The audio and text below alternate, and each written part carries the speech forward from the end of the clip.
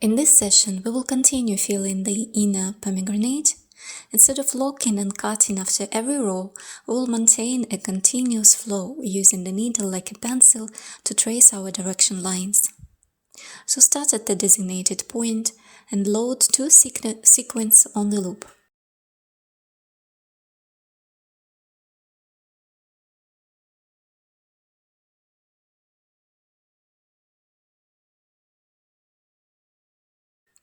Secure them with a stitch, maintaining the same technique from the previous lesson.